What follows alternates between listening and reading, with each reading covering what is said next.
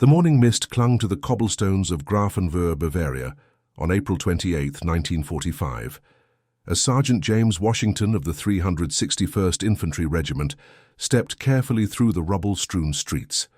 The German forces had retreated just hours earlier, leaving behind a town caught between devastation and an uncertain peace. What Washington expected to find was an empty village, perhaps a few scattered civilians too frightened or too old to flee. What he would discover instead would challenge everything he thought he knew about enemy and ally, about fear and compassion, about the invisible lines that war draws between human beings. Before we dive into this story, make sure to subscribe to the channel and tell me in the comments where you are watching from. It really helps support the channel. In the basement of a bombed-out bakery, a young German woman named Eleanor Schneider crouched in darkness, clutching a photograph of her missing brother and wondering if the approaching American voices meant salvation or something far worse. Neither she nor Washington could have imagined that their encounter would transform not just their own lives, but the lives of dozens of others, proving that even in wartime, humanity could triumph over hatred in the most unexpected ways. Sergeant James Washington had traveled further from home than any of his ancestors could have imagined. Born in Tuscaloosa, Alabama, to sharecropper parents who had never ventured beyond the county line, Washington now found himself nearly 4,000 miles from the cotton fields of his youth, walking through a German town that looked like something from a nightmare. The irony was not lost on him that he, a man denied basic rights in his own country, was now helping to liberate a nation that had embraced ideologies even more destructive than the segregation he knew at home. The 361st Infantry Regiment had been part of the massive American industrial machine that had rolled across Europe with overwhelming force. Washington carried with him not just his M1 rifle, but also the weight of statistics that told the story of American production superiority. $51 billion worth of Lend-Lease aid, 86,000 tanks produced, 296,000 aircraft manufactured. These numbers represented more than industrial capacity. They represented the difference between a democracy that could mobilize its entire population and a regime that had systematically excluded and destroyed much of its human potential.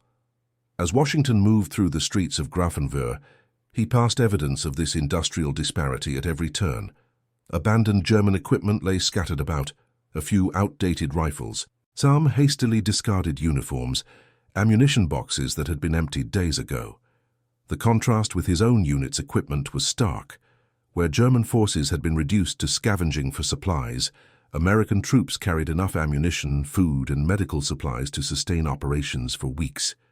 The town itself told the story of a population caught between competing loyalties and mounting desperation. Windows were boarded up with whatever materials could be found: pieces of furniture, pages from books, fragments of propaganda posters that now seemed hollow and meaningless. Gardens had been converted to crude air raid shelters, little more than holes in the ground covered with wooden planks and dirt. Everywhere Washington looked, he saw evidence of a society that had been pushed beyond its breaking point. His squad had been tasked with clearing the remaining buildings in the town center, ensuring that no German forces remained hidden and that civilians could be processed and provided with aid. It was delicate work, requiring both military precision and human sensitivity. Washington's commanding officer, Lieutenant Robert Chen, had made clear their responsibilities: secure the area, identify any remaining military personnel, and establish contact with civilian leadership to begin the process of reconstruction. Lieutenant Chen represented another facet of America's complex identity during the conflict. The son of Chinese immigrants, Chen had grown up in San Francisco's Chinatown, working in his father's laundry while excelling in school. His path to a commission had been neither easy nor typical, requiring him to navigate both racial prejudice and the military's own institutional biases.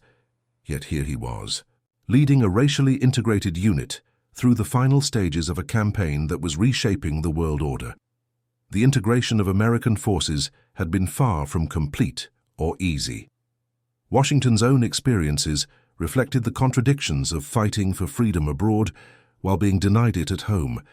During training in Georgia, He had been prohibited from using the same facilities as white soldiers. In England, before the European campaign began, he had encountered a different kind of prejudice when some British civilians, influenced by American segregationist policies, initially treated black American soldiers with suspicion. Yet those same British civilians had come to appreciate the professionalism and dedication of soldiers like Washington, slowly recognizing that their preconceptions had been shaped by misinformation rather than reality. Now, as Washington approached the bakery where Elena Schneider was hiding, he carried with him the accumulated experiences of years of training, months of combat, and a lifetime of navigating complex social dynamics. His approach to civilian contact had been shaped not just by military doctrine, but by his understanding of what it meant to be judged by appearance rather than character, to be feared based on assumptions rather than actions. The bakery had clearly been a thriving business before the conflict reached Grafenwöhr. Even damaged, it retained evidence of craftsmanship and pride: hand-carved wooden shelving, decorative tiles around the ovens, carefully maintained equipment that spoke to generations of family ownership. The destruction was recent and thorough: windows blown out, the front door hanging from a single hinge, flour scattered across the floor like snow. Washington called out in his carefully practiced German words he had learned from a phrase book during the long months of preparation.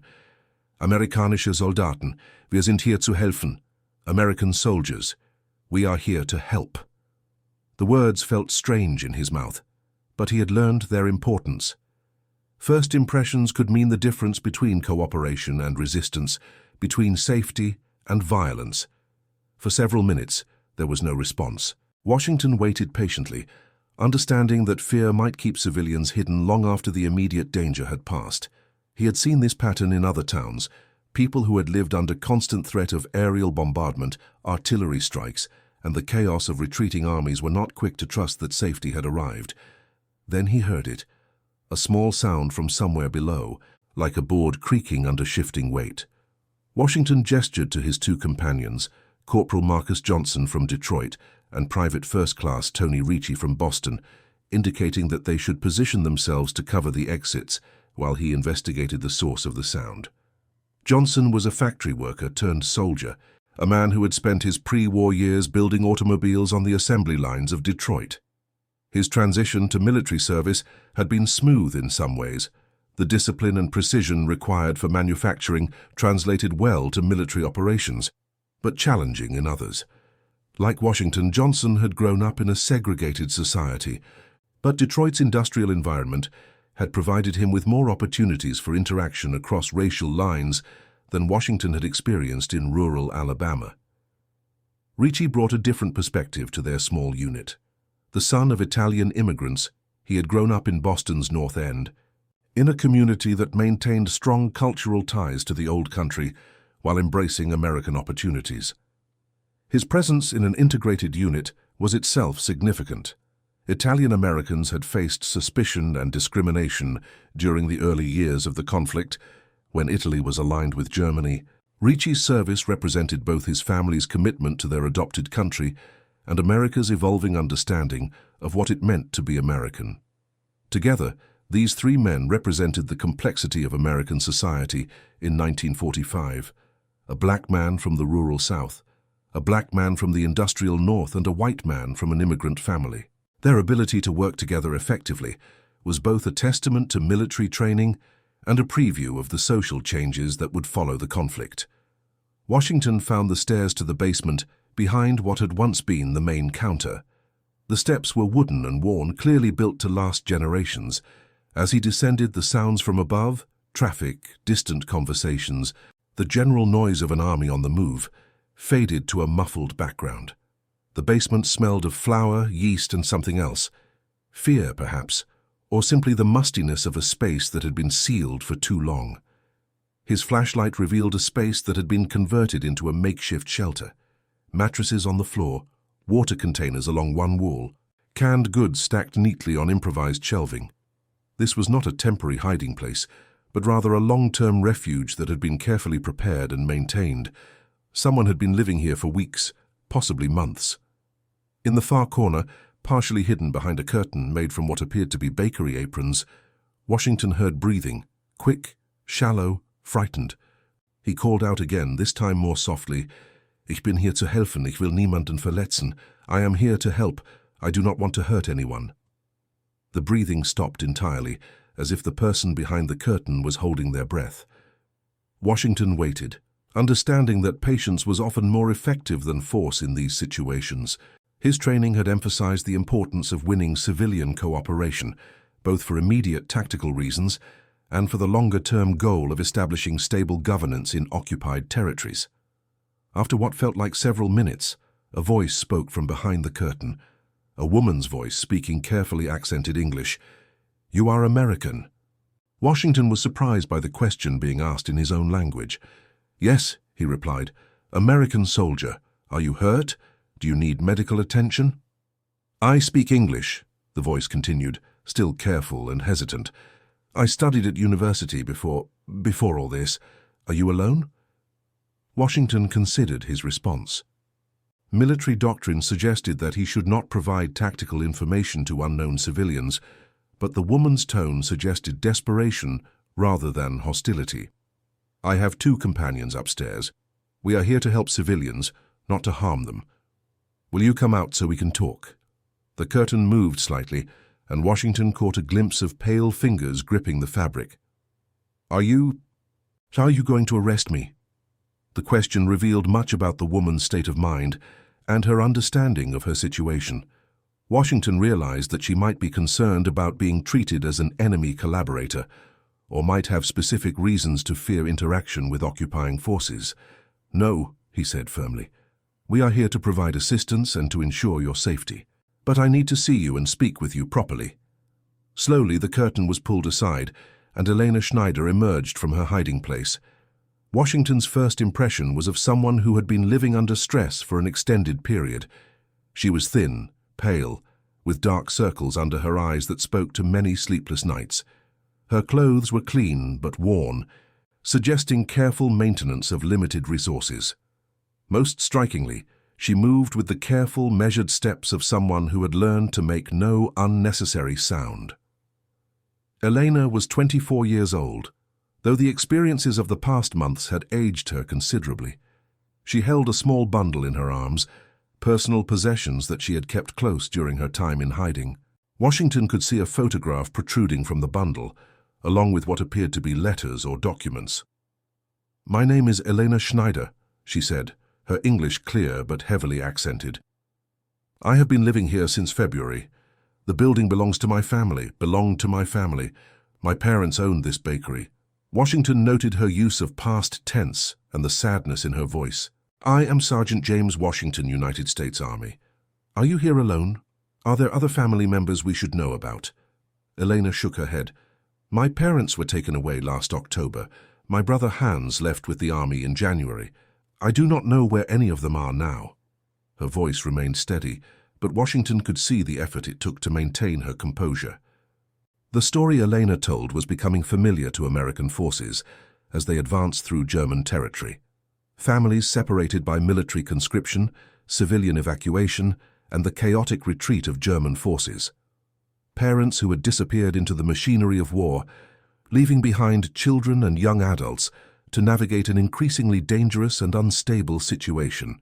Washington found himself facing a dilemma that spoke to larger questions about how victorious armies should treat civilian populations. Elena was clearly not a military threat, but her presence in a concealed shelter suggested that she might have been trying to avoid contact with American forces. Military regulations required that all civilians be registered and moved to designated areas where they could receive aid and where security could be maintained. At the same time, Washington could see that Elena had created a relatively safe and sustainable shelter for herself. She had access to food and water, she was not injured or ill, and she seemed to have a reasonable understanding of her situation. Removing her from this space might actually put her at greater risk, particularly given the chaos and uncertainty that typically surrounded civilian processing operations. Elena seemed to sense his uncertainty. "I know I must come with you," she said. "I understand that I cannot remain hidden, but please, Can you tell me what will happen to me? Will I be sent away from here? Will I be able to find my family? Her questions revealed both practical concerns and deeper fears about her future. Washington had seen enough of civilian processing operations to know that they were often impersonal and sometimes harsh. Civilians were typically gathered into camps or designated areas, questioned about their activities during the conflict, and then either released to return to their homes or move to other locations based on security considerations and administrative efficiency. For Elena, this process presented particular challenges. As a young woman alone, without family connections or clear documentation of her activities during the conflict, she would likely be viewed with suspicion. The fact that she had been hiding rather than seeking out American forces when they arrived would raise questions about her motivations and loyalties. Washington made a decision that would prove to be one of the most important of his military career. "She comes with me," he said, speaking to his companions who had joined him in the basement. Corporal Johnson looked surprised. "Sarge, you know the protocol. Civilians go to the processing center. We can't just—" "She comes with me," Washington repeated, his tone making clear that this was not open for discussion. "She will be processed, but she will be processed properly. I will personally ensure that she receives appropriate treatment." Washington's decision was based on several factors. First, his experience had taught him that civilian processing centers, while necessary for security and administrative purposes, were not always equipped to handle individual cases with the care they deserved. Second, Elena's knowledge of English and her apparent education suggested that she could be valuable as an interpreter or liaison with other German civilians. Third, and perhaps most importantly, Washington recognized in Elena's situation something that resonated with his own experiences of being judged, categorized, and processed, based on external characteristics rather than individual merit. Elena gathered her few possessions, while Washington explained what would happen next. She would be taken to the American command post, where she would be interviewed and registered. Her background would be verified, and arrangements would be made for her housing and sustenance. Throughout this process, Washington would serve as her advocate, ensuring that she was treated fairly and that her individual circumstances were properly considered. As they prepared to leave the basement, Elena turned back toward the space that had been her home for months. "I used to help my parents here," she said quietly. "We would start work before dawn preparing bread for the whole town. People would come here not just for food, but to talk, to share news, to maintain connections with their neighbors." Her description painted a picture of community life that the conflict had systematically destroyed. The bakery had been more than a business. It had been a social institution, a place where the daily rhythms of civilian life were maintained and strengthened. The basement that had served as Elena's shelter represented both the destruction of that community and her determination to preserve some connection to it. Washington understood the significance of what Elena was leaving behind. "Will you want to come back here?" he asked. "After things are more settled, will you want to rebuild?" Elena considered the question carefully. "I do not know," she said finally. "So much depends on what happens to my family, on what happens to the town, on what happens to Germany. But yes, I think I would like to try. This place holds memories that I do not want to lose." As they climbed the stairs from the basement, Washington reflected on the complexity of his situation. He was an occupying soldier, responsible for implementing policies designed to ensure security and stability in conquered territory. At the same time, he was a human being, confronted with another human being whose circumstances demanded individual attention and care.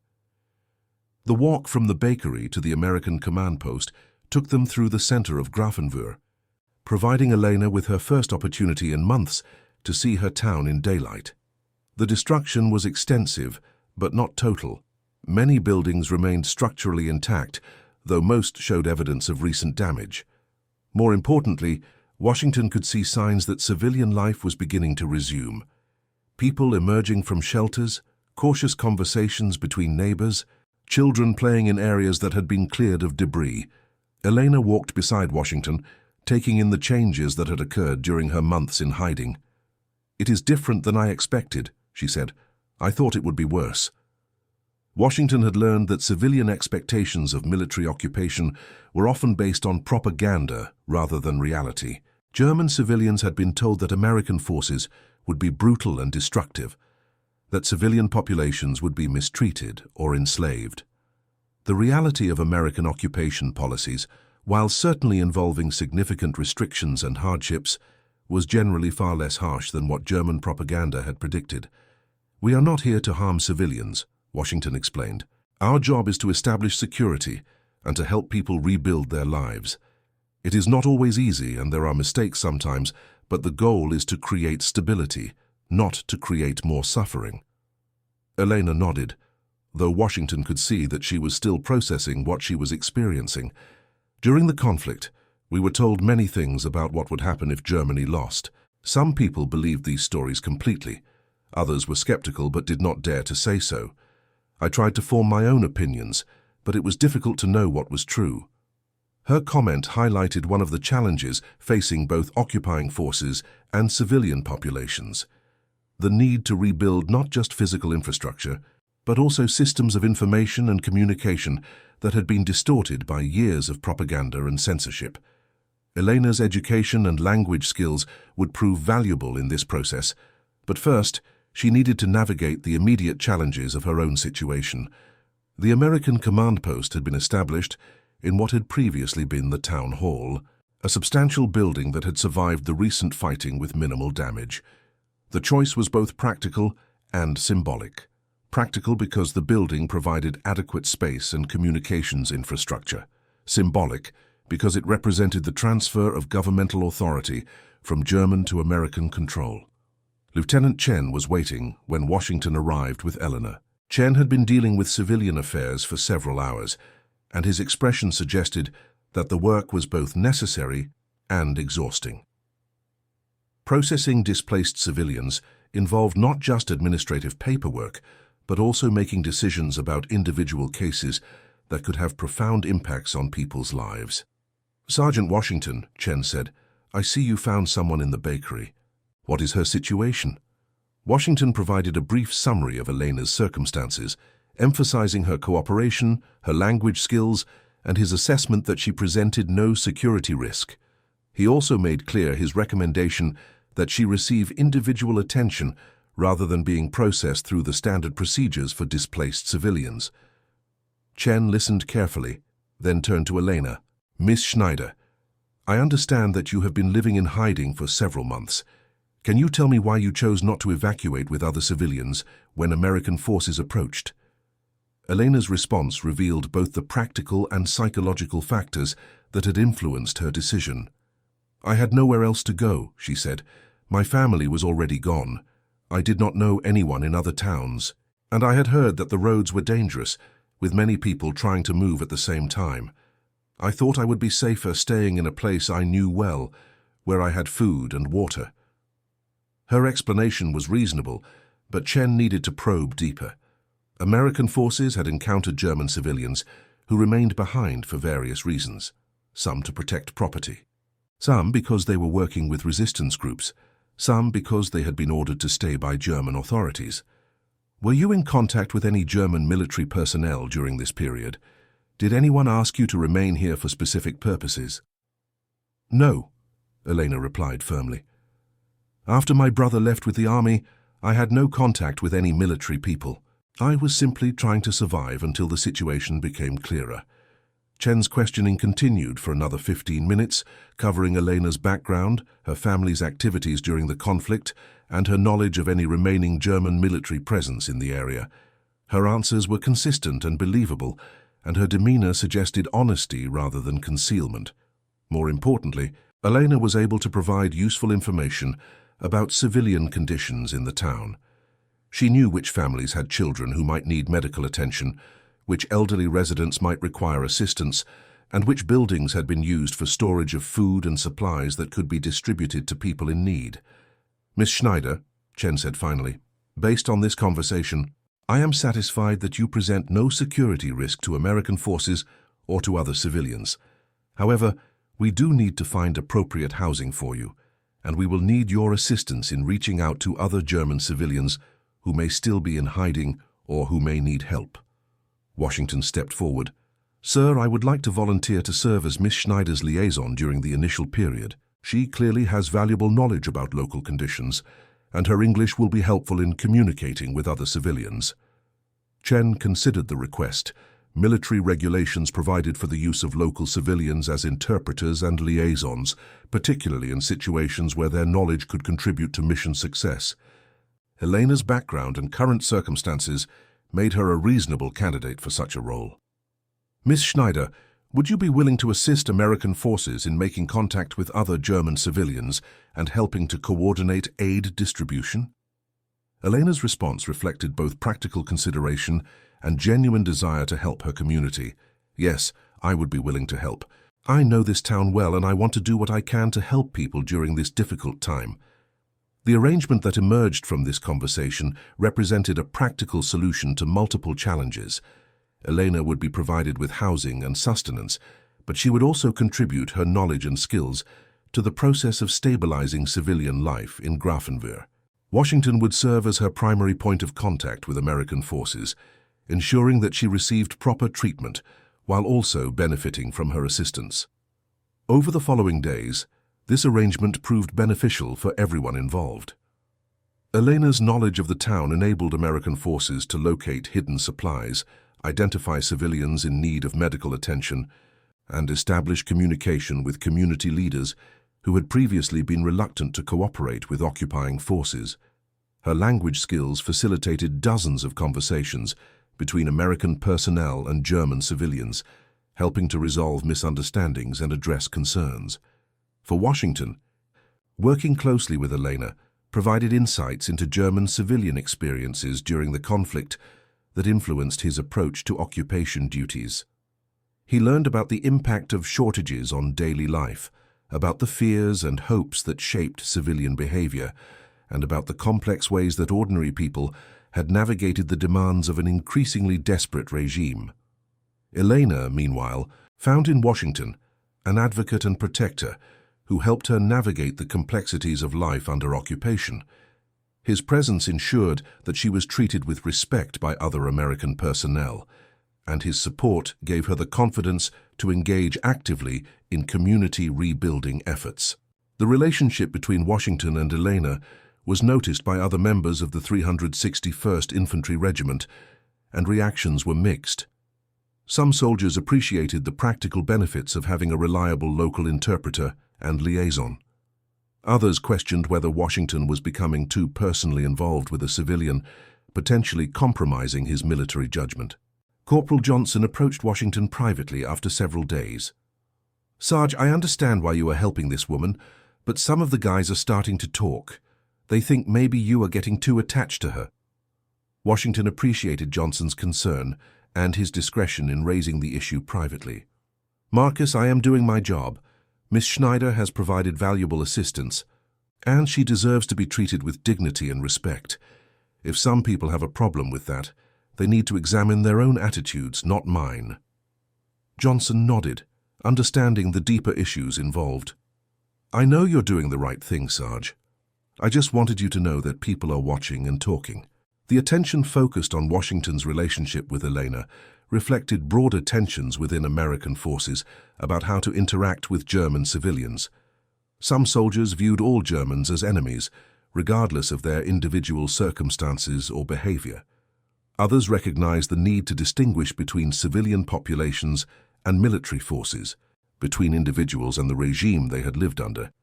These tensions were complicated by racial dynamics within American forces themselves.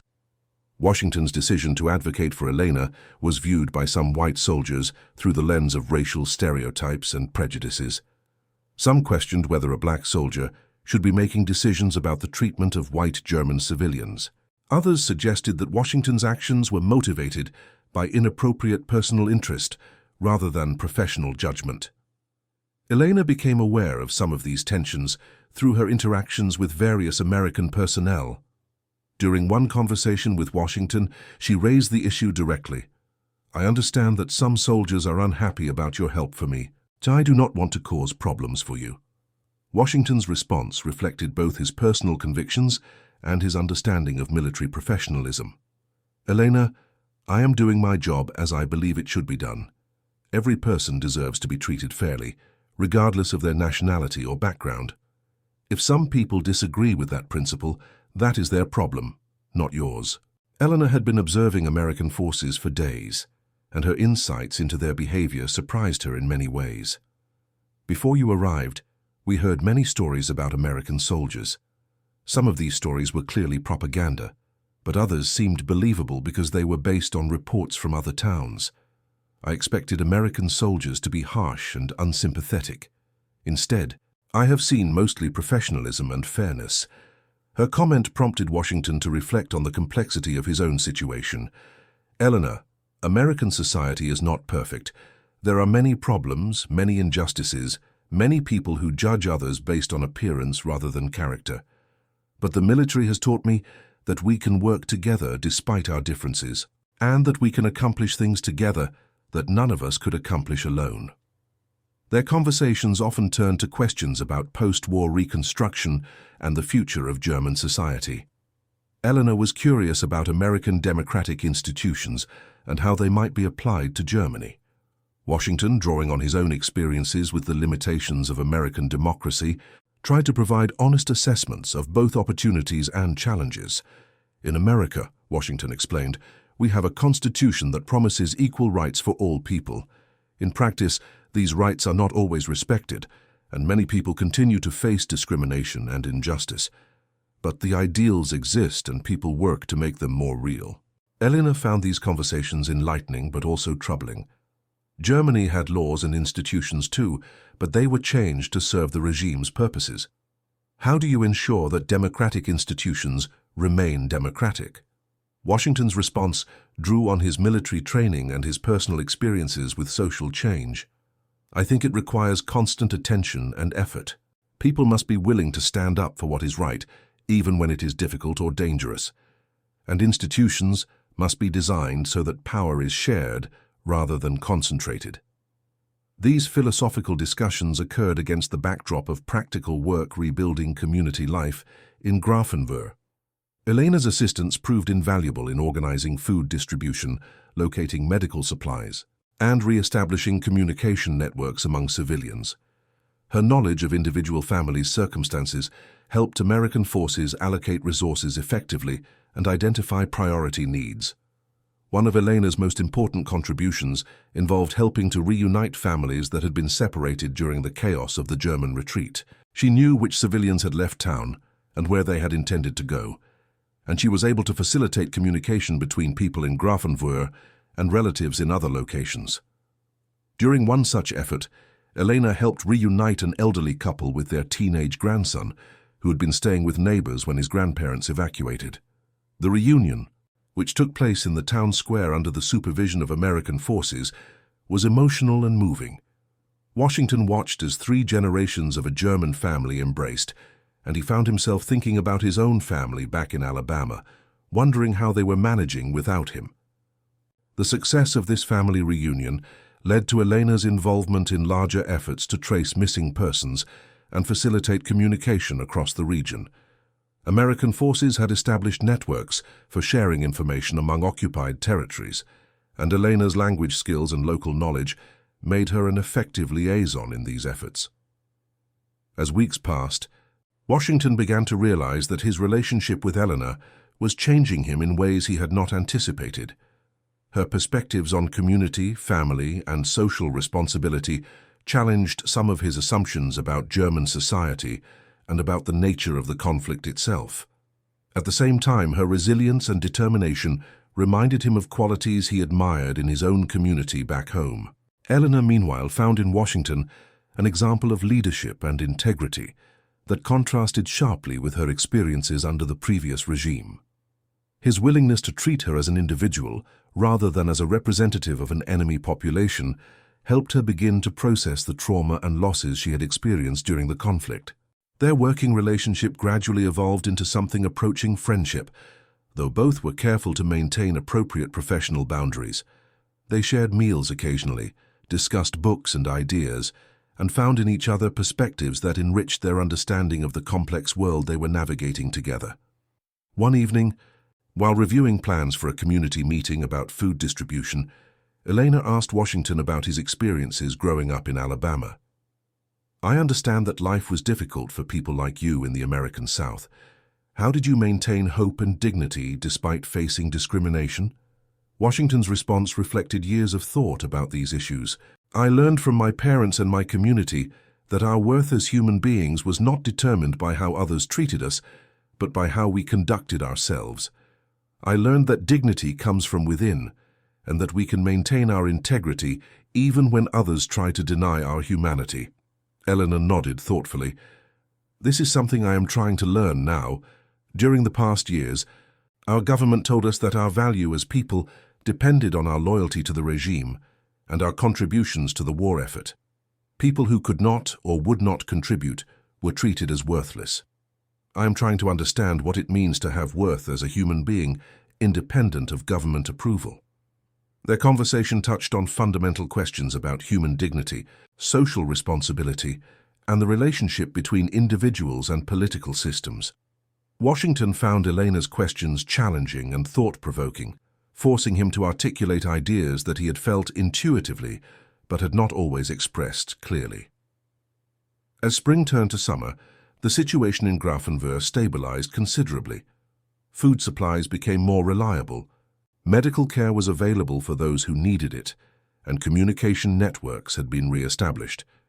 Many civilians who had evacuated during the fighting began to return, and the town slowly started to resume something approaching normal life.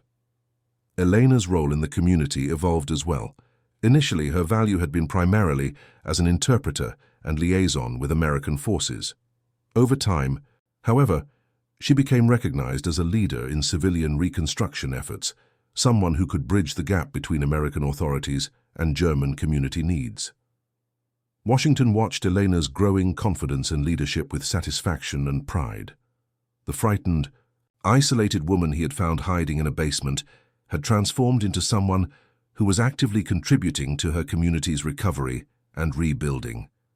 Her transformation was both personal and symbolic, representing the possibility that individuals and communities could move beyond the destruction of war toward something more constructive and hopeful. The success of Washington's decision to advocate for Elena did not go unnoticed by his superior officers. Lieutenant Chen documented Washington's work with civilians in reports to higher command, noting the practical benefits of treating individual cases with care and attention rather than processing everyone through standardized procedures. Sergeant Washington's approach to civilian affairs has yielded exceptional results, Chen wrote in one report.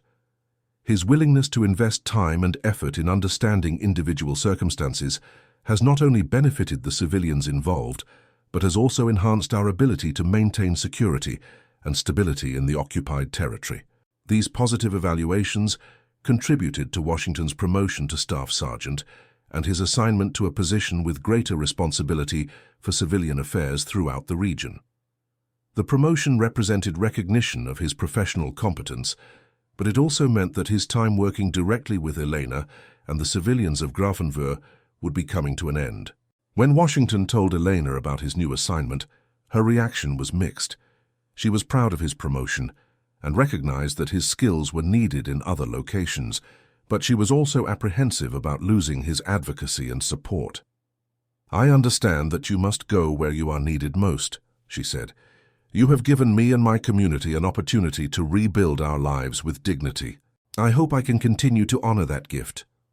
Washington's response reflected his confidence in Elena's growth and his optimism about her future. "Elena, you do not need me to advocate for you anymore. You have found your own voice and your own strength. You will continue to help your community because that is who you are, not because someone tells you to do it." The farewell between Washington and Elena was emotional but hopeful. Both understood that their paths were likely to diverge permanently, but both also recognized that their brief time working together had changed them in fundamental ways.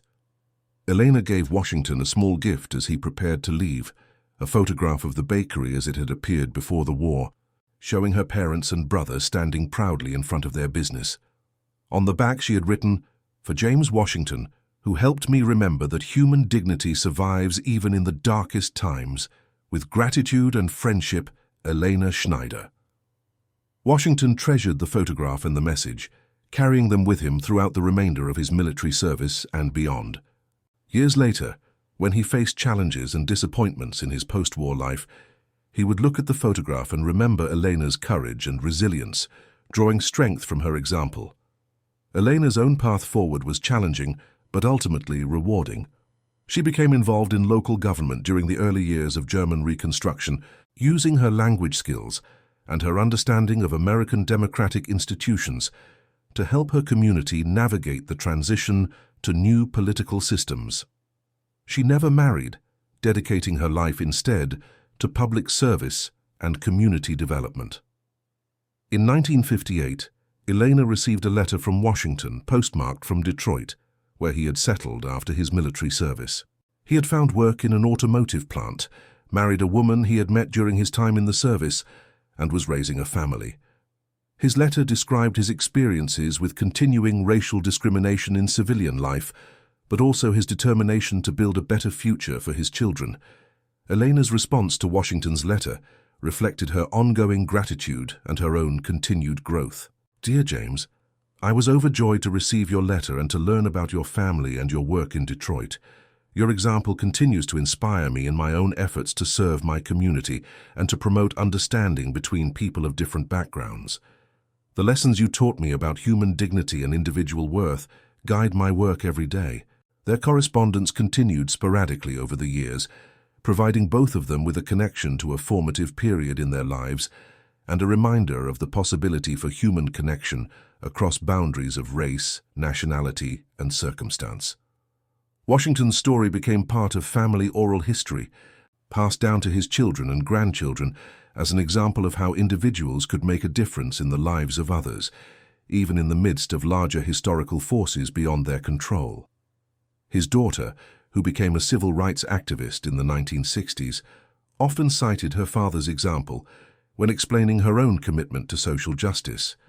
Elena's story, meanwhile, became part of the broader narrative of German Reconstruction and reconciliation. Her work with displaced persons, her efforts to promote democratic institutions, and her advocacy for human rights were recognized with various awards and honors during her later years. In 1985, 40 years after their first meeting, Eleanor and Washington were reunited at a conference on post-war reconstruction held at a university in West Germany. Both were invited speakers, sharing their perspectives on the challenges and opportunities that had emerged from the ashes of the Second World War.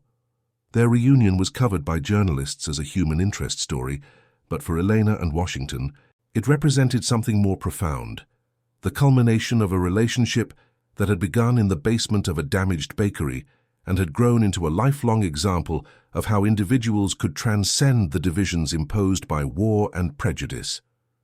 During the conference, Washington spoke about his experiences as a Black American soldier working with German civilians, emphasizing the importance of treating every person with dignity and respect, regardless of their background. Elena spoke about her experiences as a German civilian working with American occupation forces, highlighting the ways that individual relationships could bridge cultural and national divides. Both speakers emphasized that their story was not unique, that similar connections had been forged throughout occupied Germany between American soldiers and German civilians who were willing to look beyond stereotypes and propaganda to recognize their shared humanity. The conference audience, which included historians, policymakers, and students from both countries, responded enthusiastically to their presentations. Questions from the audience revealed ongoing interest in understanding how post-war reconciliation had been achieved and what lessons might be applied to other conflicts and divisions. One student asked Elena how she had been able to overcome her initial fear of American soldiers and develop trust in Washington's intentions. Eleanor's response reflected decades of thought about these issues. Fear is based on ignorance and assumptions. Trust is built through experience and evidence. James Washington showed me through his actions, not just his words, that he saw me as an individual human being deserving of respect and dignity. Once I experienced that respect, it became possible to respond with trust and cooperation. Another student asked Washington how he had been able to maintain his commitment to helping Elena, despite the skepticism and criticism of some of his fellow soldiers. Washington's answer drew on his understanding of leadership and moral courage. Leadership means doing what you believe is right, even when it is difficult or unpopular. I believed then, and I believe now, that every person deserves to be treated with fairness and compassion. My military training taught me to accomplish my mission, and I believed that treating civilians properly was essential to accomplishing that mission. The questions and discussions that followed their presentations revealed the continuing relevance of their story to contemporary challenges. Issues of racial prejudice, cultural misunderstanding, and the treatment of civilian populations during military operations remained pressing concerns 40 years after the end of the Second World War. Elena and Washington spent several hours together following the conference, walking through the streets of the German city where the event had been held, and reflecting on the changes they had witnessed during their lifetimes. Both had lived through the transformation of Germany, from a devastated occupied territory to a prosperous democratic nation integrated into the international community. They had also witnessed significant changes in American society, including the civil rights movement, the end of legal segregation, and the gradual expansion of opportunities for racial minorities. Washington's own life reflected these broader social changes. His children had attended integrated schools, pursued higher education, and entered professions that had been closed to him during his youth. As they walked, Eleanor asked Washington whether he believed that the progress they had witnessed would continue. Washington's response was cautiously optimistic. Progress is never guaranteed, and it is never complete. Each generation must commit itself to building a more just and compassionate society. But I believe that individuals like you and me, working together despite our differences, can make a real difference. Eleanor agreed, adding her own perspective. The relationship we developed during those difficult months after the war showed both of us that it is possible to move beyond fear and prejudice toward understanding and cooperation. That possibility always exists, but it requires courage and commitment from individuals willing to take risks for the sake of others. Their final conversation before parting ways again focused on advice they would offer to younger people facing contemporary challenges of prejudice, misunderstanding, and conflict. Both emphasized the importance of personal relationships in overcoming larger social divisions, the necessity of treating every individual with respect regardless of their background, and the potential for small acts of courage and compassion to have lasting impacts. Washington returned to Detroit with renewed appreciation for the experiences that had shaped his life, and with a deeper understanding of the lasting impact of his service in Germany. Eleanor returned to her work in German civil society with reinforced commitment to promoting international understanding and human rights. Both continued their correspondence until Washington's death in 1992. Eleanor spoke at his memorial service, traveling to Detroit to pay her respects to the man who had changed her life and to offer support to his family. Her presence at the service was a powerful testament to the enduring significance of their relationship and to the possibility for human connections to transcend all boundaries of time, distance, and difference. Elena lived until 2006, continuing her work with refugee resettlement and international reconciliation until shortly before her death. Among her papers, family members found extensive correspondence with Washington, carefully preserved documents from their time together in Grafenwöhr, and the photograph of her family's bakery that she had treasured throughout her life. The story of Washington and Eleanor became part of the historical record. Through their participation in oral history projects, their conference presentations, and the preservation of their correspondence by their respective families. Historians studying post-war reconstruction have cited their relationship as an example of how individual human connections could facilitate broader processes of reconciliation and rebuilding. More importantly, their story has served as an inspiration for subsequent generations facing their own challenges of prejudice, misunderstanding, and conflict. The example of a Black American soldier and a German civilian woman finding common ground during one of history's most divisive periods continues to demonstrate the possibility for human dignity and compassion to triumph over hatred and fear. Their legacy reminds us that even in the midst of vast historical forces and institutional structures that seem to determine human behavior, individuals retain the power to choose compassion over cruelty, understanding over prejudice, and hope over despair. The choice that Washington made in that damaged bakery basement in April 1945 to see Elena as an individual human being deserving of respect rather than as a representative of an enemy population changed both their lives and created ripple effects that continued for decades. The phrase "she comes with me" became, in their story, more than a military decision about civilian processing. It became a declaration that human beings are responsible for protecting and caring for one another across all boundaries of race, nationality, and circumstance. It represented a commitment to ensuring that individual dignity would not be sacrificed to administrative convenience or social prejudice. In the end, the story of Washington and Elena is a story about the power of individual moral courage to create change in the midst of apparently overwhelming historical circumstances. It demonstrates that even during humanity's darkest moments, the possibility exists for light to emerge through the choices made by ordinary people, committed to extraordinary principles of human dignity and mutual respect. Their example continues to challenge and inspire people facing contemporary divisions and conflicts. In a world that often seems dominated by forces of separation and hostility, the relationship between a Black American soldier and a German civilian woman during the Second World War reminds us that understanding, cooperation, and genuine friendship remain possible across any divide that human beings create. And that concludes our story. If you made it this far, please share your thoughts in the comments. What part of this historical account surprised you most? Don't forget to subscribe for more untold stories from World War II and check out the video on screen for another incredible tale from history. Until next time.